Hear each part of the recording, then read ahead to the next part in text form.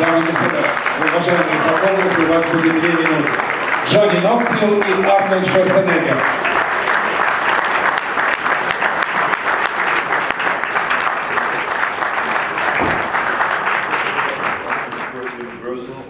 В первую очередь я хотел поблагодарить компанию, приглашающую компанию Норай, премиум фильм и компанию Universal. For hosting us here and for bringing us here to Moscow. За то, что они пригласили нас и принимают нас в Москве. It's a great pleasure for me to be here today with Johnny Knoxville, one of the great actors and great comedians. Это огромное счастье для меня быть здесь, рядом с Джонни Ноксвиллом, замечательным актером и прекрасным комедиантом. And it is great for me to be back in Moscow. I have been here many times. Я очень рад вернуться в Москву, в которой я был уже много раз. Хотя, ребят, вы слышите перевод? Не надо ответ переводить.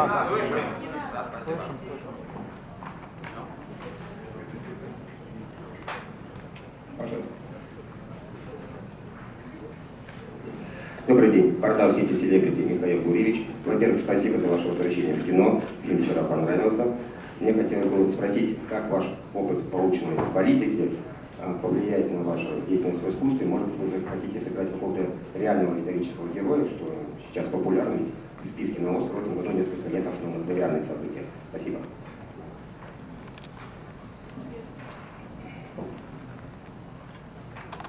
Well, first of all, let me just finish your question first, which was I scared going from politics back into films? And I don't think there was anything scary about it because I had the chance of doing a film first with Sylvester Stallone, which was called The Expendables. And this was kind of a cameo. And that kind of gave me a little warm-up before I went to Mexico and did the film The Last Stand. I think in the beginning you always are concerned, would the people or the fans accept you back to be a star in the movie, to be a leading man in the movie? But I think after I saw the reaction in the film The Expendables, when I came on the screen there was always applause by the audience. So I knew that there was a positive reaction, so I felt pretty good about that. And I felt confident that the people were welcoming back into the movie business. So I am very happy that I've chosen this character of Sheriff Owens to be a tough sheriff in a little town in the United States and on the Mexican border, and but someone that has been considered, you know, kind of a little bit over the hill. Someone that's about to retire and no one expected him to be able to do the kind of things that he does in order to succeed. And so I felt good with the character that I played, and that will be in the future playing interesting characters like that. I appreciate your question very much, but I tried. First of all, let me just say it was a great pleasure to work with Sylvester Stallone.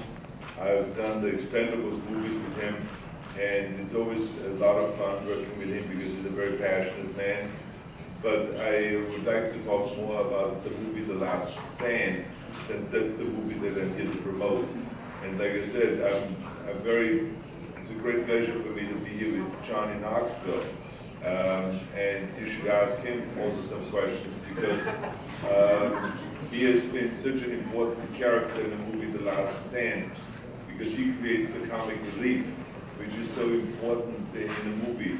This movie has a lot of action, it has a lot of chase scenes, a lot of fight scenes, a lot of shootouts, and everything. It's a traditional Schwarzenegger movie, but at the same time, like True Lies, it has also the comic relief, and Johnny was responsible for that, and of course you all know him from his movies, whereas the Jackass, you know, where he is one of those actors that my whole family admire. The kids love him in the movies, and I was a big fan of his, so I was really looking forward to working with him. But maybe you would like to say a few words, Johnny. First of all, spasibo. And I'm so happy to be back in Russia. I've been here, it's my 4th time, and I really love the country and the people, and I have on red for Russia today. My shoes, my sweater, And yes, we're very proud of The Last Stand. I got to work with Arnold Schwarzenegger, who I grew up idolizing, and I was very intimidated to meet him, because he is who he is, but he was so kind and made everyone feel so comfortable on the set, and yeah, I had a ball. It's a dream come true working with him. And we had a wonderful director, Kim Ji-woon, who directed The Good, Bad, and the Weird and many wonderful films. Are you translating this, or? Okay, great. Because I'm just rattling on. But Kim Ji-woon's a brilliant director. We had a great cast, and just so happy to be back in Russia. Well, first of all, I would work with Jim Cameron anytime again.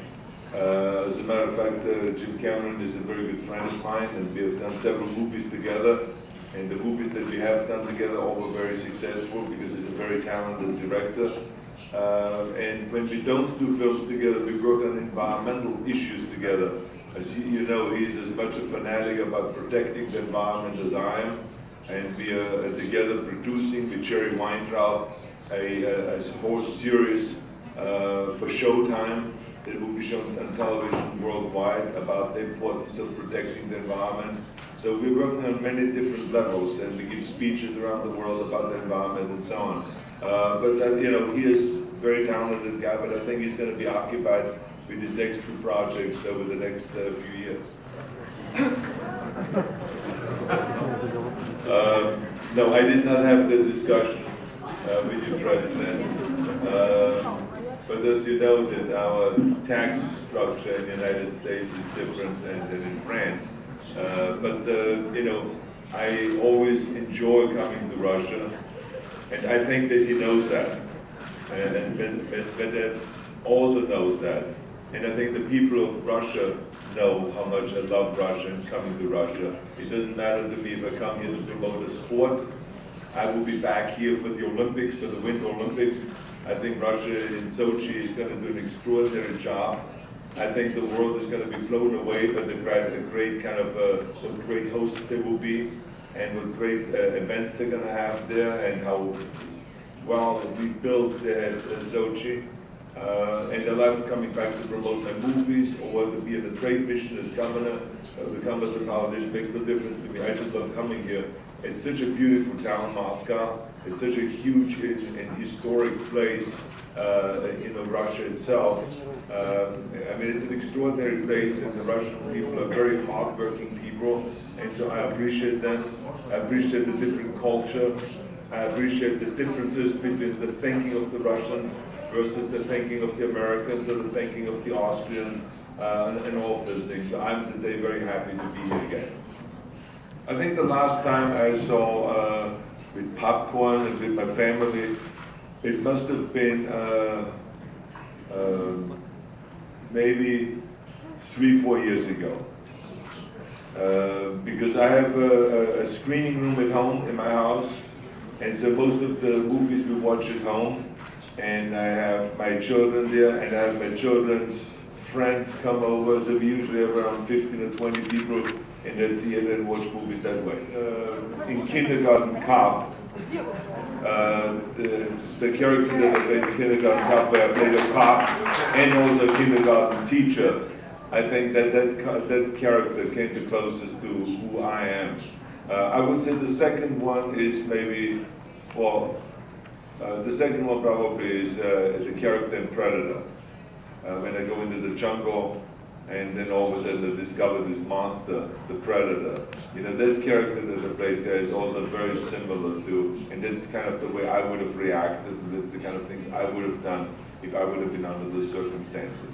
I wish sometimes I could be the Terminator, but I'm not. Because if I would be the Terminator, the great advantage would be that I would not have to sleep because I'm a machine.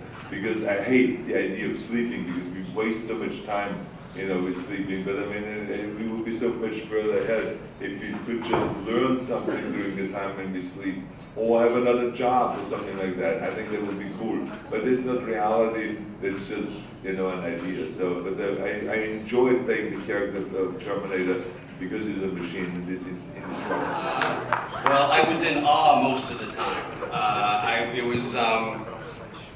Yeah, as I said, I was very intimidated to work with Arnold, but he was very sweet. And the moment when I'm in the bus, we're shooting it out with the bad guys, and I'm feeding the bullets into the machine gun. That wasn't me acting. That was just me, Johnny Knoxville, smiling because I'm doing a shootout with Arnold Schwarzenegger. I was not in character at all. So it was a great honor for me to work with Arnold. Thank you. On the set was really open and fun because he walks on the set and he's having a ball, and when the number one on the call sheet walks on the set with that attitude, it just makes it fun for everyone. And I didn't prank of course I didn't prank Arnold Schwarzenegger because he bench presses 700 pounds and he would break me in two. I have a lot of respect for him, so I don't prank him. But it was a really fun movie to make, yeah.